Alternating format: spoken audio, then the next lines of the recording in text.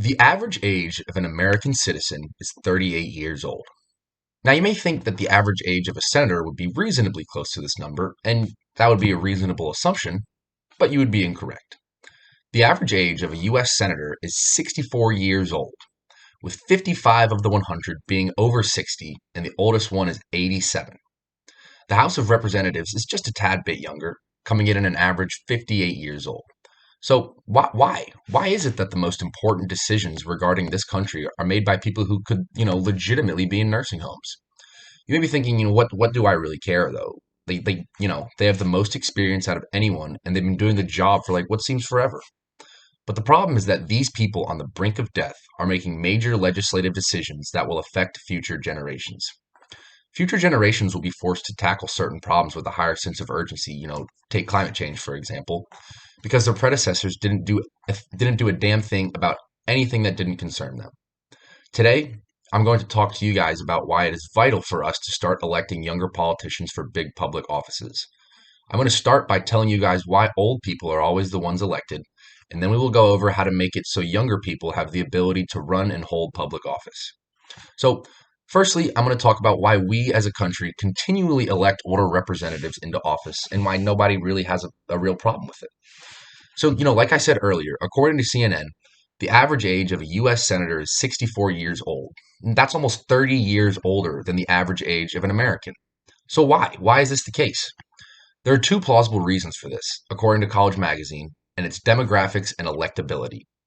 The baby boomer generation is the largest age cohort in the country, and they continue to vote at a higher rate than any other generation. Everyone has a grandpa or, an old uncle who's always telling you to get out and vote for everything. So this should come as no surprise. The other factor, which is electability, is the more concrete reason that these representatives are so old. The position of United States Senator comes with a lot of prestige and a lot of power, and people generally view older people as smarter and wiser than themselves or someone their own age. Older representatives have years of experience on younger candidates, and their ability to raise money from big donors is much more solid than that of their younger adversaries. The combination of money, prior status, and expertise is what makes a candidate electable, and all three of them take a long time to accumulate. Now I'm going to talk about how we as a country can make it so that younger candidates have a chance against the older, more established people who are before them. Obviously, the most prevalent way to do this is to get younger people to go out and just vote. According to the Washington Post, in the 2018 Texas Senate election, a whopping 70% of voters aged 18 to 29 voted for Beto O'Rourke, the younger of the two candidates. Although he did not end up winning, it's obvious that young voters were much more willing to vote for a younger, more energetic candidate compared to the senior sitting candidate. Another way that we can change the way things are done is by encouraging social media campaigning and internet fundraising, a platform that young people have a much better grasp on than older people. When it comes to social media, my generation specifically is much more familiar with it compared to the boomer generation, and it can reach a much broader audience than like a traditional campaigning method, like commercials or going on TV or something like that.